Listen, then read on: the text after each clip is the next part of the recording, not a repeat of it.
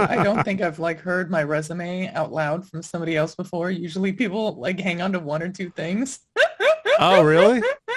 Oh yeah, yeah. No, most people kind of like they'll pick one thing, right? Like, oh, she's trans. Oh, she's a veteran, or oh, she's got a master's degree. Kind of whatever's most relevant to the situation. It's kind of like the first time I've ever heard like a whole intro of like all of the things. It's pretty wild. Yeah.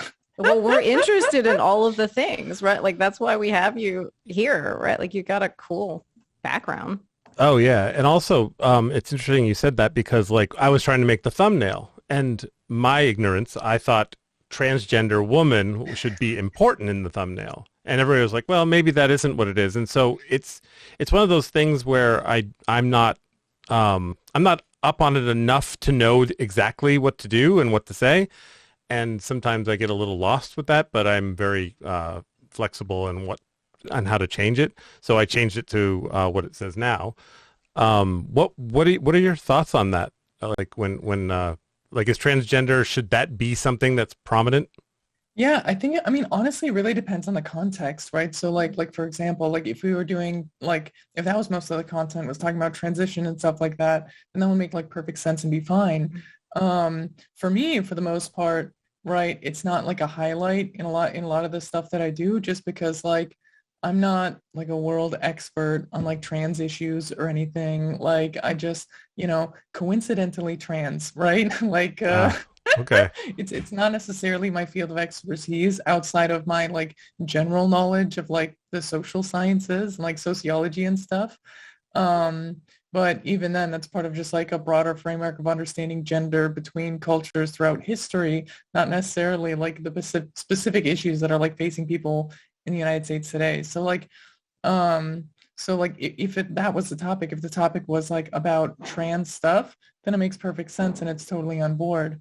But there is sort of like this larger trend, I think, of basically if somebody is trans, right, or if they're queer in one way or another, that kind of like being like their header and that kind of like replacing everything that exists within their resume, which like a lot of trans people really, really don't like for very understandable reasons. I mean, think about it that would be like like I know this is an extreme example, but imagine somebody who's interviewing Barack Obama and they just were like they put in the header like interview with like a black man in America, right? Well, obviously he's got a little bit more qualifications than that. You know what I mean? Like, Yeah.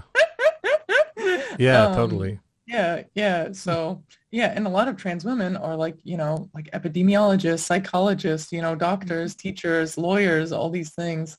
So like really, really impressive careers, impressive people. And a lot of the times when they get brought on like television or something, they're just sort of introduced as trans women. You know what I mean? Right. Yeah, that's pretty much what they corrected me on because in my opinion, I was like, it's super important because I think it's important for people to know, hey, this might be something that can that can have more information, about because I think it's something that still needs more information out there so people can be more normalized to it so that they could stop being such weirdos, Yeah, and no, 100%, 100%. I mean, this is a big struggle, even like within the trans community, because like, I mean, because like with transness, right, there's a safety that comes with being cis passing, right? And cis so what? like a lot of cis passing, like passing, like people would look at you and assume that you're cisgender. They wouldn't assume that you're trans. Okay. Um, so like there's like a safety in that, and there's like a lot of trans women who for them passing is like really, really important. And so clocking somebody, which is like sort of recognizing them as trans, is something that is kind of impolite to do. It's not something that's very polite to do, but like obviously somebody that is trans, and I know a lot of other trans people feel the same way, we like to know and see other trans people succeeding in different aspects of life. We like to see other trans people living their best life. And so there's that tension there where it's like, we want to be able to find trans content creators, trans experts, trans folks in general who are like doing really awesome stuff. But we also don't want to be like clocking people, and sort of like calling people out, so to speak, on their transness just because like we want to see or hear about their experience or success. So like your thoughts, I think, are perfectly legitimate of like, hey, here's a trans woman with this resume that we're going to interview. That's fantastic.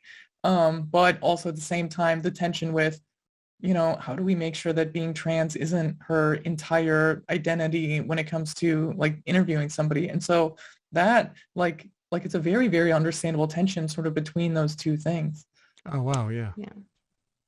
So Jason, I like to go with whatever the person wants to do because like everybody's different. So, I'll lean into like, how would you like to, identify or, and if you like what you were saying, like if being trans is front and center and that's part of the interview, then it would make sense that somebody would want, to put that front and center, but then some people don't. And so, then you would go with the other accolades and things, that we would be talking about.